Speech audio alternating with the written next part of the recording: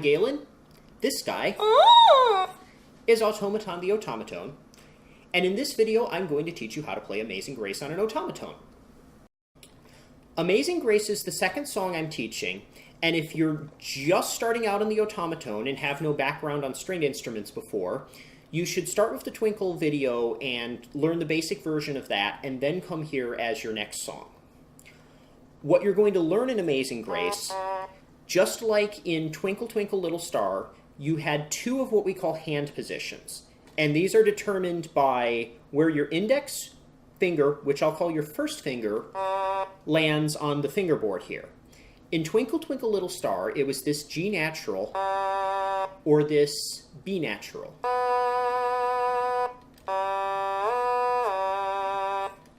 And that was a little bit of a shorter interval than what you're going to get here.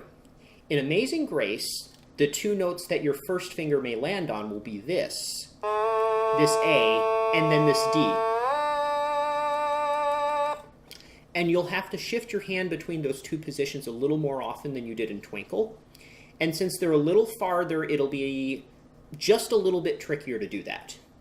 We're still going to slide between notes to make it easier, and I'll show you a couple different ways of doing the slides to make it sound a little bit more stylistic or flavorful. And also, when you play in the higher of these two positions, when you play this part, this is a wider interval between your first index and fourth pinky fingers than you saw in the Twinkle video, or you'll see in the lower register of this video. And so that presents a little bit of a problem with where you put your fingers, and I'll tell you two different ways you can handle it. For different players, some players will prefer the first way and some players will prefer the second way. It's good to know what they both are, but you pick whichever one works best for you. And then after I cover the first part, one of the nice things about Amazing Grace is it has a very natural harmony. The harmony is actually easier than the melody, so if you're having a little trouble with the melody, you might want to start with the harmony line. And the harmony line will also include something else new, which is that you're going to stretch down with your index finger while the rest of your hand stays stationary. And I'll explain that when I get to the part on the harmony. So that's what you're going to learn from this piece, and now I'm going to go straight to teaching it. Before I start playing and reading off finger numbers, I'm going to quickly recap what these numbers I'm about to start saying mean. Whichever hand you're using to touch the fingerboard, that's that part of the Otamatone, your index finger on that hand is 1, your middle finger on that hand is 2, your ring finger on that hand is 3, and your pinky finger on that hand is 4. And the thumb goes behind the neck of the Otamatone, or unicorn horn, or whatever you want to call it. And the fingers will go onto the fingerboard somewhat like this. I described it in a little more detail in Twinkle.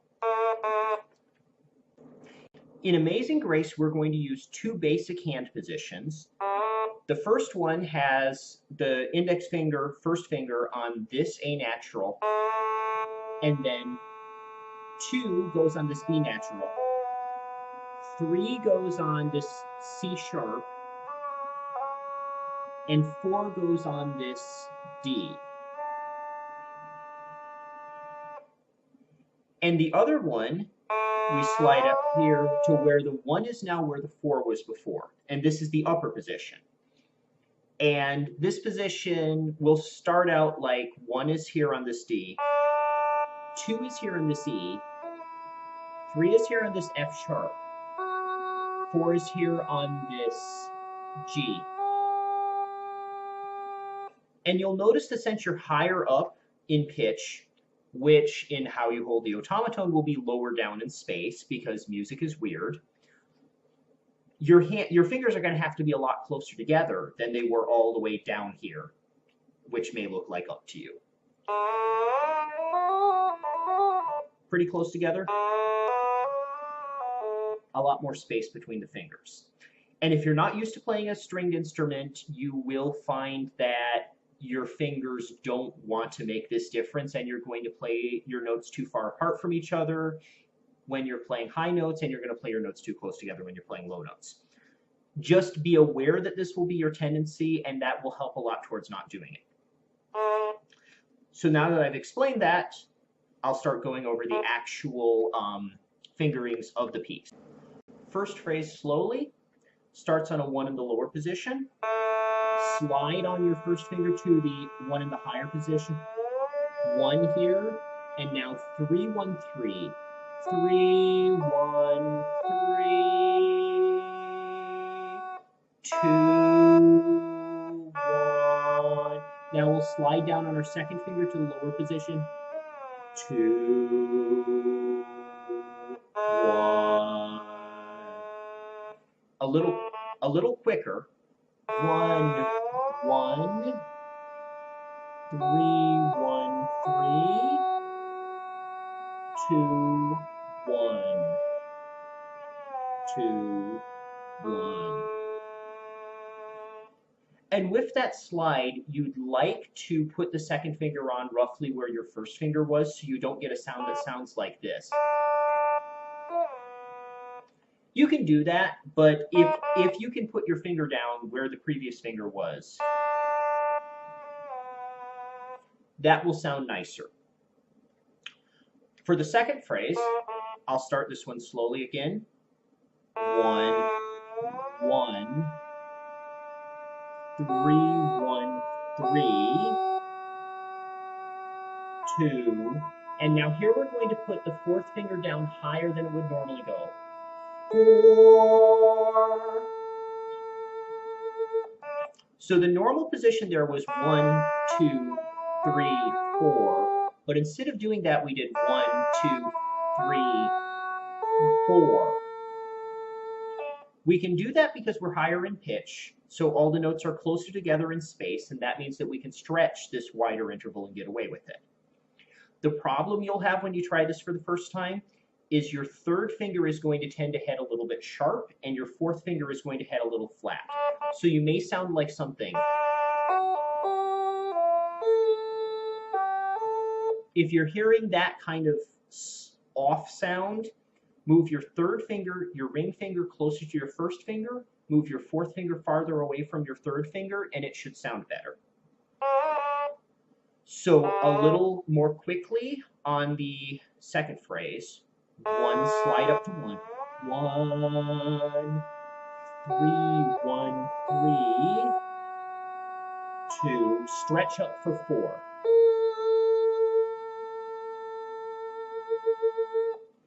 If you're really not liking this stretch, a little bit later I'll show you an alternate way to finger this that may be better for you, but it's easier right now if I go through one of the two options and don't take twice as long to do this part of the video. So the third part, we just finished on a 4 that was a stretch.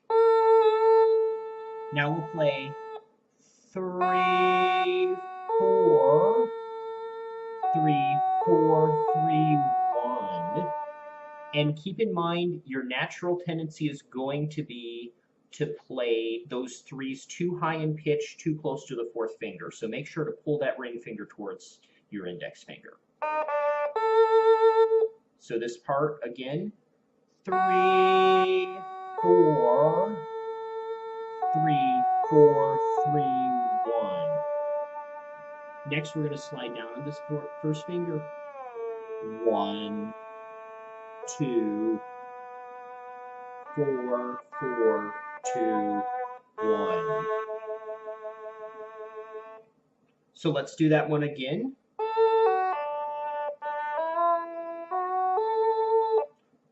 3, 4, 3, 4, 3, 1. 1, 2, 4, 4, 2, 1. And the last phrase is going to be pretty familiar because it's going to be just like we started. 1, slide up to a 1, 1, now 3, 1, 3, 1, 3, 2, 1.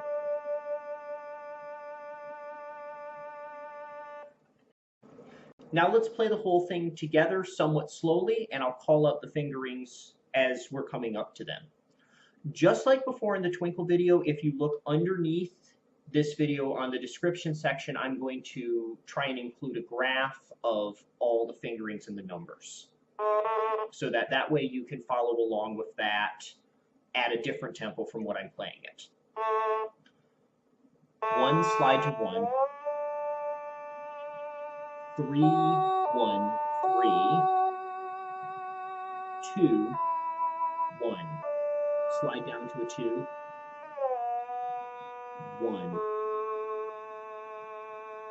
1. Slide up to 1. 3, 1. 3. 2. 4. Stretch for that. Really long note here. 3, 4, 3, 4, 3. 1. Slide down to another 1. 2, 4, 4, 2. 1. 1 again, and now slide up to another 1. 3, 1, 3. 2, 1.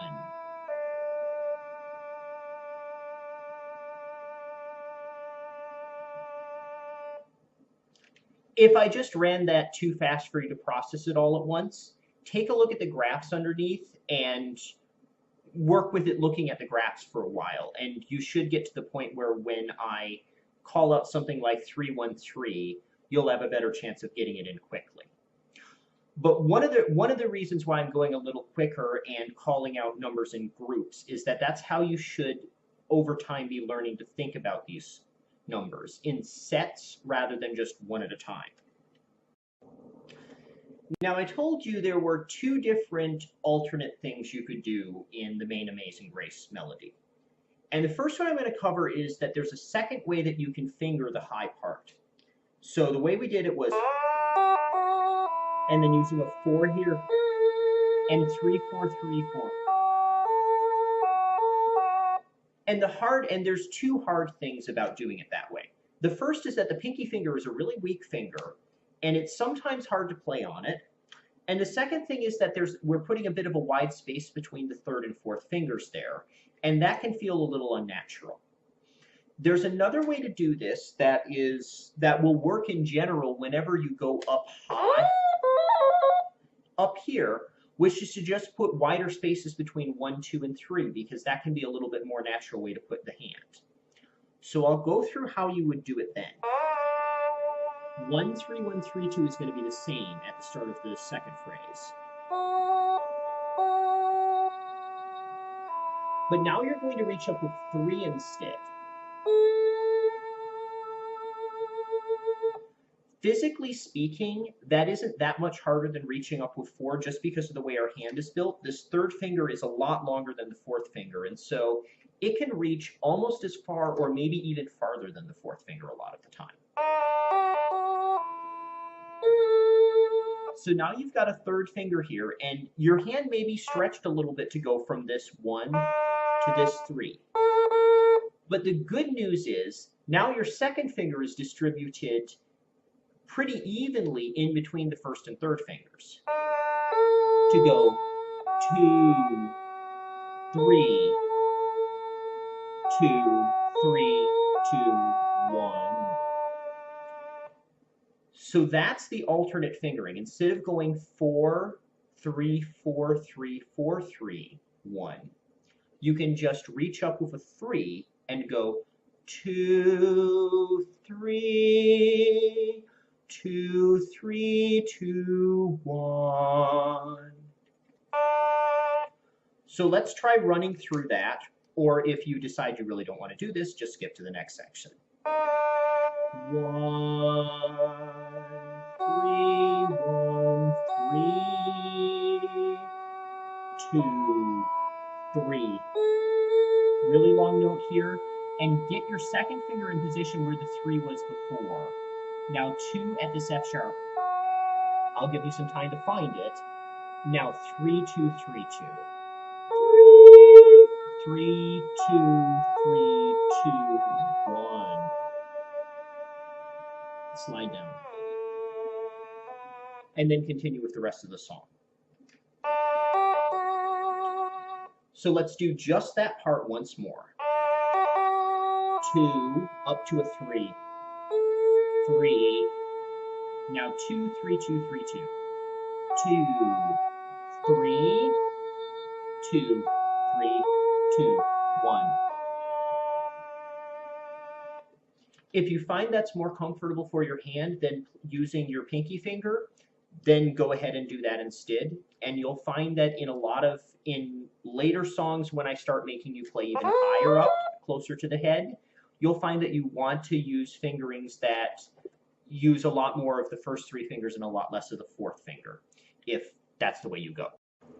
The second alternate thing you can do on Amazing Grace is just a little bit harder, and it's an alternate way to do the second slide of the first phrase. So you start.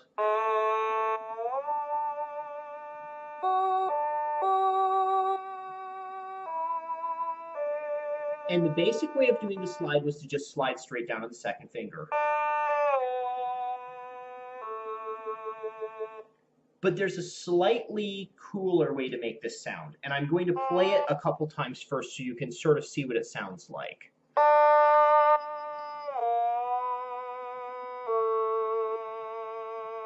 So I'm scooping from underneath.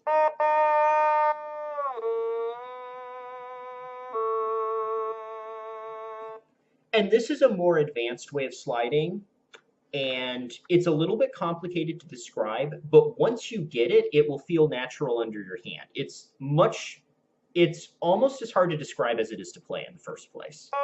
So we start out with our first finger on the higher note, and the first part of the slide is that we slide down a little bit with this first finger before taking it off. So you hear the pitch goes down just a little bit. The second part is we land with the second finger too low in pitch, which is too high in the neck. I want to end up here, but I land here instead. And now I slide from the opposite direction from having overshot the jump into the higher note. So when I take it apart, it turns into 1 slide down, 2 land too low, slide up into the note. So it's a 2-part slide.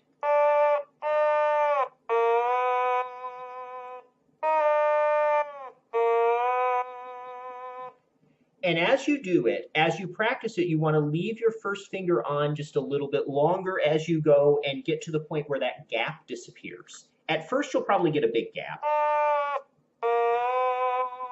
And that will sound a little weird. But as you keep going, you should be able to make that gap a little bit smaller and smaller because you thrust your second finger onto the fingerboard quicker and quicker, and that way you're able to make there be eventually no gap.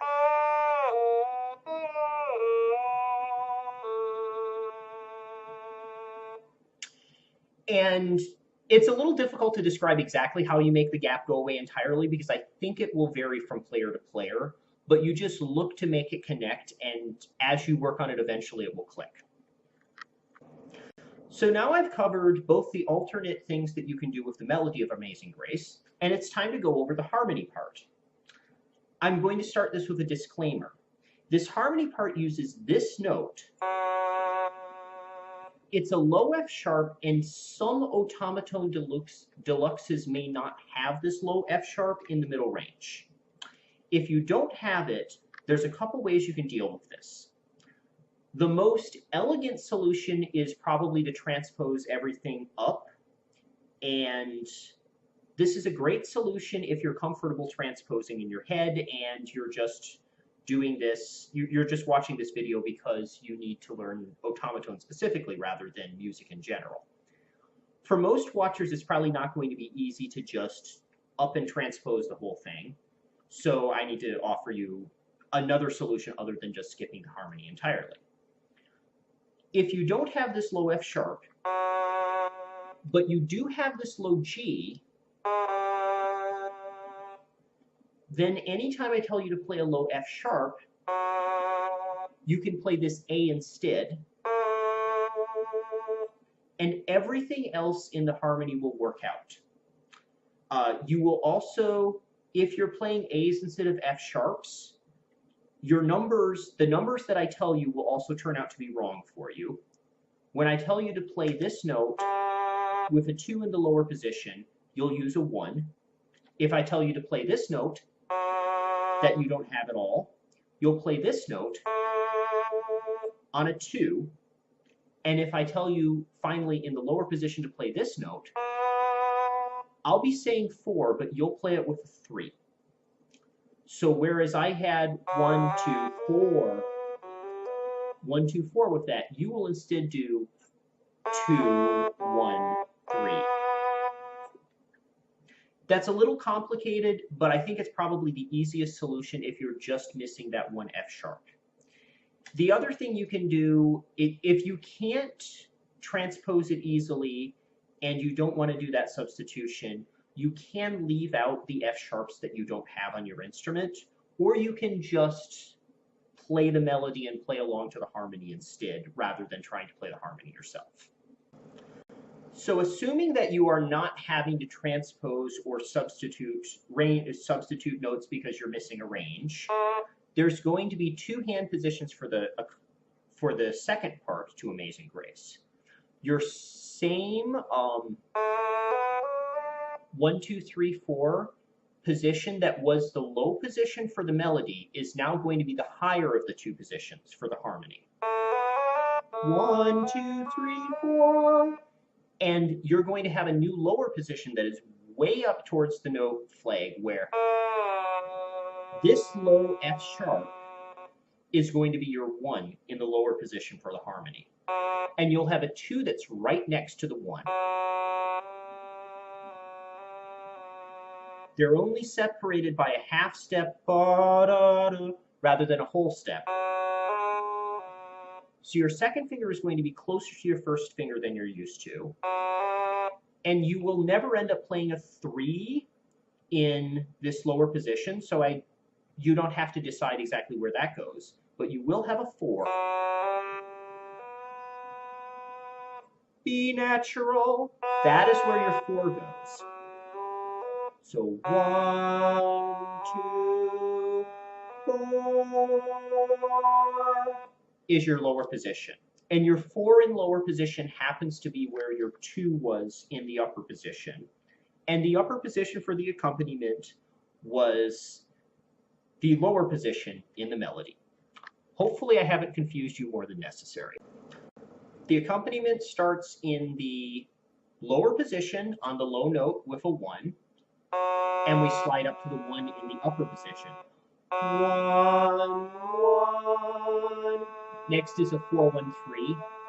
4, 1, 3, 3, 2. Slide down to a 2 in the lower position. 2, 1.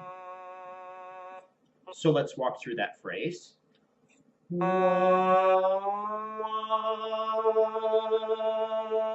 4, 1, 3, 3, 2, 2, 1.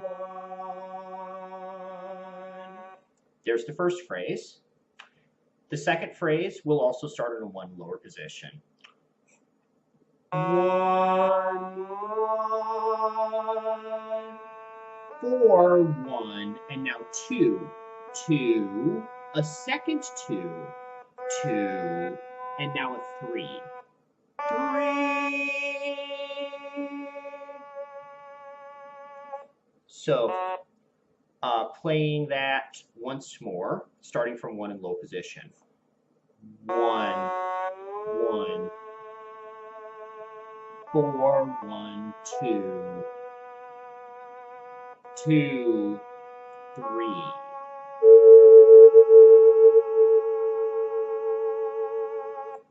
For the third phrase, we're going to stay in this upper position, and once again, it'll start on a 1. So 1, 1, 4, 1, 4, 1, 4, 1, 4, 1, and now a 3, but this 3 is not going to be the same note as the previous 3 you played. It will be here. 3.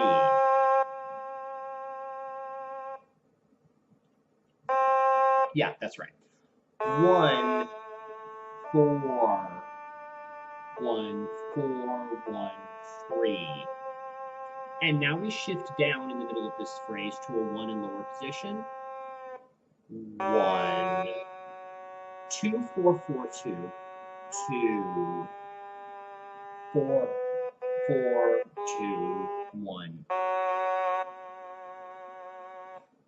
So let's do the whole third phrase together. 1, 4, 1, 4, 1, 3. Low 1, 1, 2, 4, 4, 2, 1. Fourth phrase starts just like the first phrase, on a 1 in the lower position. 1, slide up to the upper position 1, 1, 4, 1, 4, 1, 2, 3, and it'll be the higher of those 2 3s we played. That 1, 2, 3, and now 1.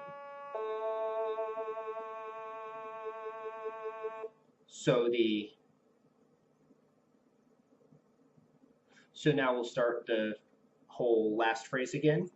1 in the lower position. 1, slide up to 1. 4, 1, 4, 1, 2, 3, 1.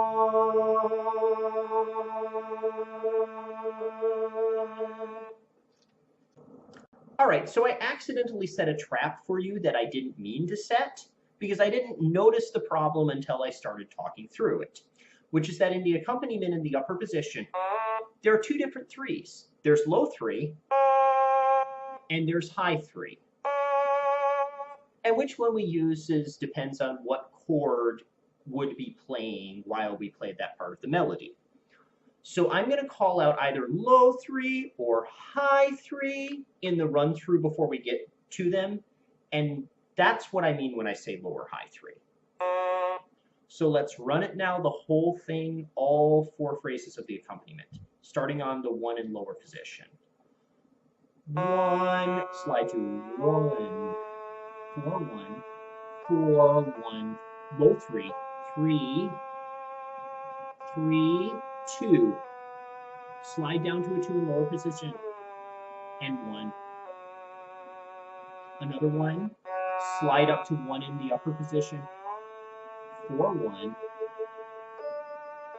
2, another 2, and this will be a high 3, 3, long note, and now we'll have a 1, 4, 1, 4, 1, low 3, shift down to lower position with a 1, 2, 4, 4, 2, 4, 4, 2, 1. Another 1, slide up to 1 in higher position, 4, 1,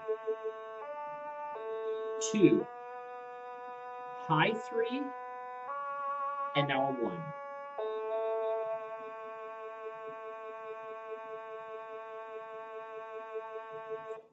And that's the accompaniment.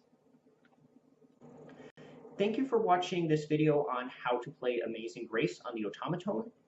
I'd love to know if and when I went either too fast or too slow for you somewhere, because it's not always easy for me to know what will work for a beginner and what won't, just because I came to this instrument from already being a professional violinist, which means that there's a few things that I didn't necessarily have to figure out myself.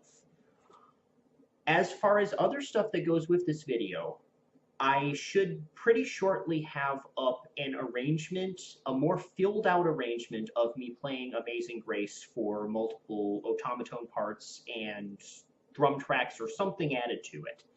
When that video comes out, both the basic melody version from this video and the harmony later on in this video should be something that you can play along with that more filled out performance, and either of those parts should fit with it. You'll have to play them more than once in a row because I'm going to play the song more than once in a row on that next video.